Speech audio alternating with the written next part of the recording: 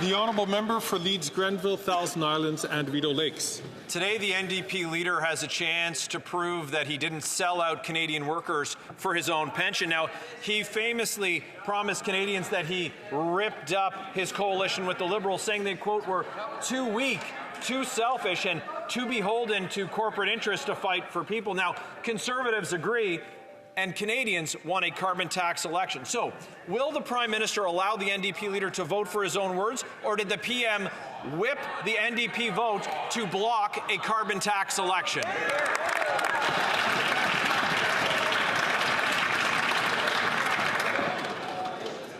I'm afraid that question doesn't, again, meet the relevance of the administration of government.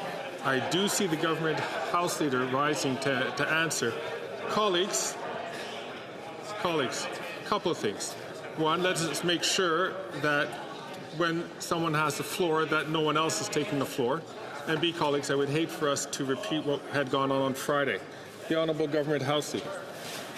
Thank you, Mr. Speaker. As you mentioned, there was actually no question for the government there, but if the member opposite wants to talk about pensions, he could talk about the pension of the leader of the opposition, who, because he's been here for 2 decades, is estimated at being about $2 million, Mr. Speaker. And if he wants to talk about muzzling of members of parliament, he should probably pose the question to the leader of his own party, who doesn't like MPs that don't ask the questions that he wants them to ask. In fact, we see all of them around the outskirts of the Conservative area in this House of Commons. Thank you, Mr. Speaker.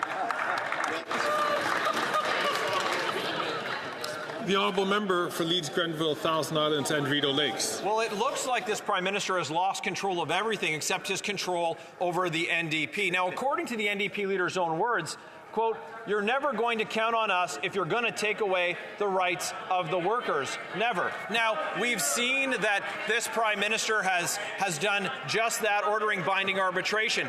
But the question is, what has this Prime Minister promised to the NDP in exchange for their support for his failing government and his failed carbon tax?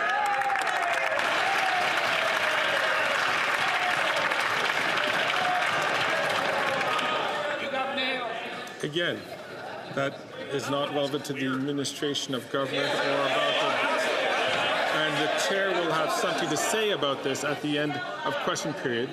But I do see that the honourable minister was rising on his feet. I don't know if he wants to continue to respond.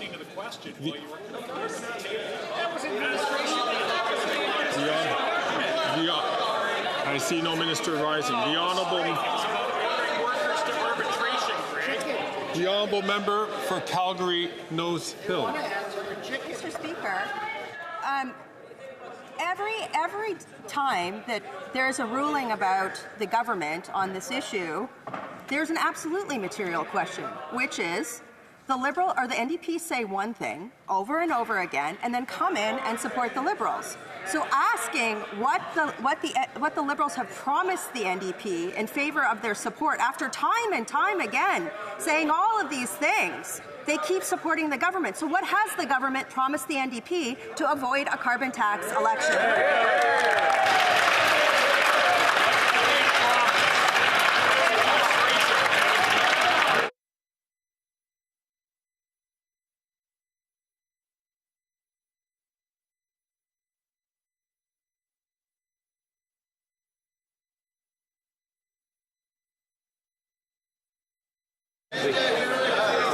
I'm going to be offering a ruling at the end of question period. Perhaps I wish I could have done it earlier, but I see that the Honourable Minister is rising on her feet to answer. The Honourable Leader of the Government in the House of Commons. Thank you, Mr. Speaker. Well, in response to that member's question that, as I think we all know, doesn't actually have to do with government business, but the member opposite, and in fact most of the Conservative caucus, know a thing or two about saying one thing and doing the opposite. They've been talking about cutting taxes, but at the first opportunity to cut taxes for Canadians, they say no, Mr. Speaker. They talk about, standing up on behalf of their constituents, but when they try to do that, the Leader of the Opposition takes away their ability to pose questions in this place. Mr. Speaker, if they don't repeat the slogans ad nauseum of the Leader of the Opposition, they're simply not allowed to speak. They're pretty good at saying one thing and doing another. Thank you, Mr. Speaker. The Honourable Member for Calgary Nose Hill. To be very very clear, Speaker. The leader of the NDP has gotten up and railed against the Liberals for the GST measures, against workers, every possible thing. The NDP has said the government is incompetent. They said they can't vote for him. Yet every time there's a confidence motion, the NDP stand up and do what? They vote for the government. So it is the business of this place. How much is it costing Canadians? What has this administration promised the NDP to get them to vote against their leader's own words?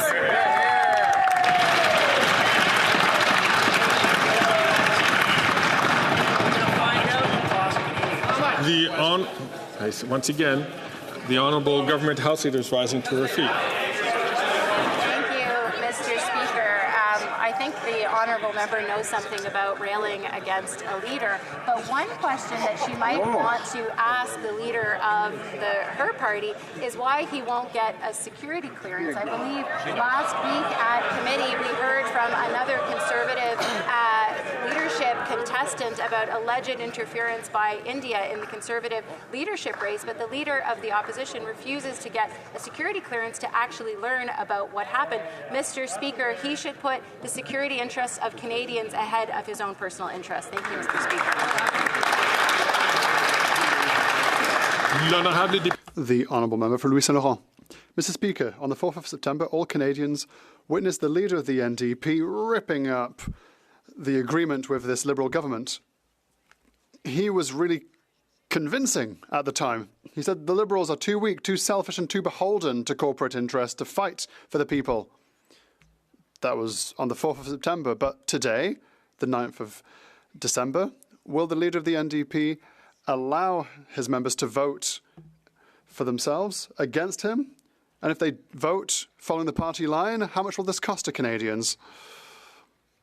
Once again, I would like to encourage all members to refrain from speaking when they're not recognised in the House of Commons. Once again, we are in a situation where the speakership is not in the most enviable position, because the question doesn't have to do with government,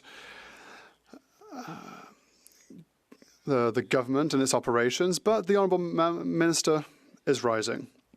Well, the question is not relevant, Mr. Speaker, but one relevant question is why this Honourable Member can't speak for himself and speak for his constituents.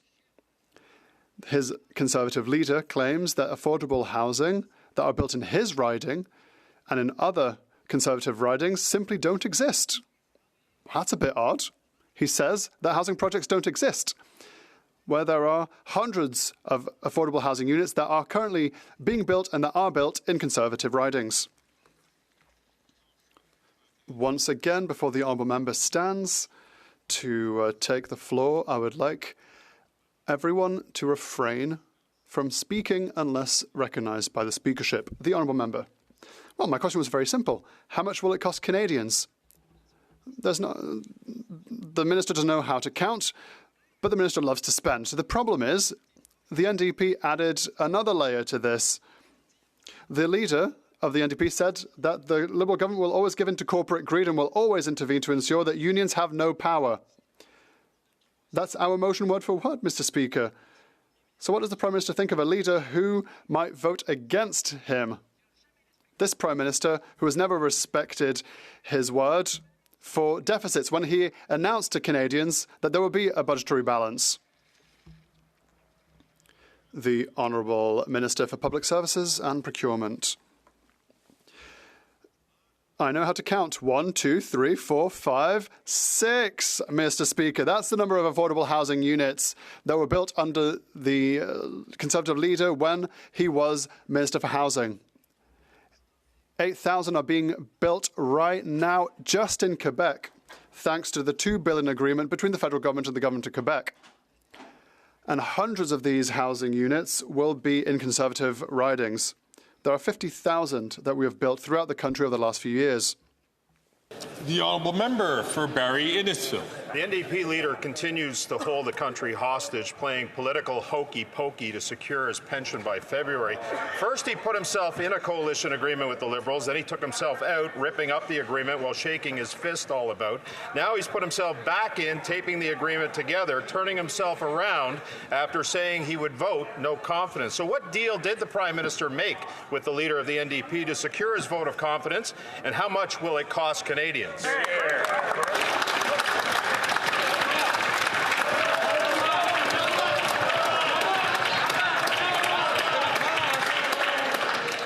out December 16th. Confidence is directly related to administration. What's it going to cost us?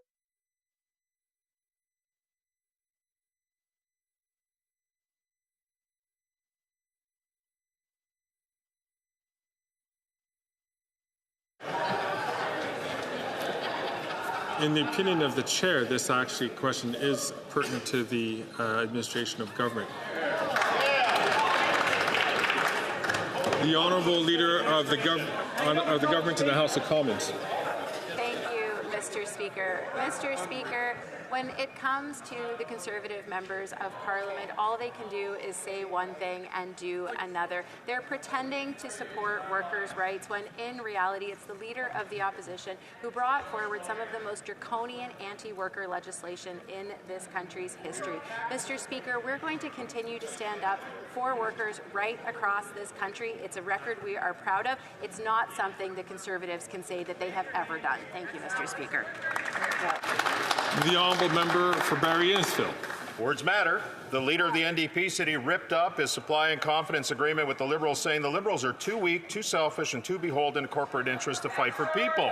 Speaking to poor workers before the Liberals violated their right to strike, he said, if there's any vote in Parliament that in any way impacts your rights, I can tell you right now, we'll vote no, whether that vote is a confidence vote or not. So what did the Prime Minister, what deal did he make with the leader of the NDP to secure his vote of confidence, and how much will it cost Canadians?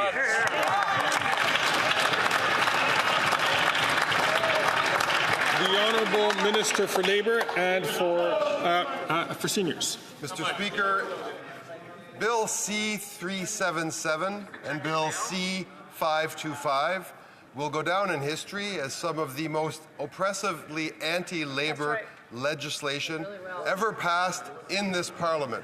One of the very first acts of this government was to repeal both of those pieces of legislation. The author of those pieces of legislation was none other than the leader of the opposition, its chief architect, its chief salesman. He's the most anti-worker leader ever elected to this House of Commons.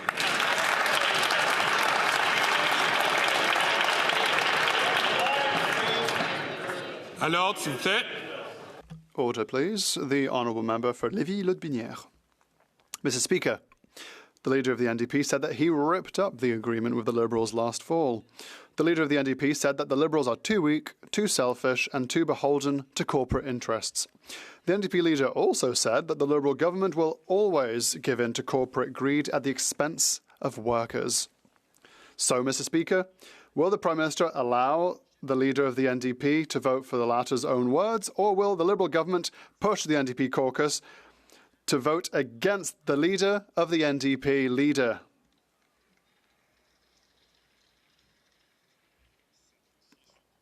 This time I'm not particularly convinced that this is a pertinent question to government operations, but the Honourable Minister for Labour and Seniors is rising.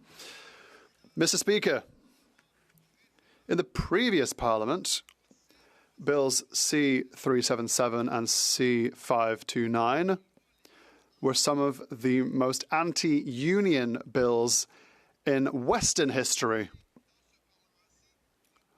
The main spokesperson and the main architect of these bills was none other than the current leader of the opposition. So, he is the most anti-union leader in the history of Canada. I ask him to ask the honourable member to ask his leader about his leader's opinion.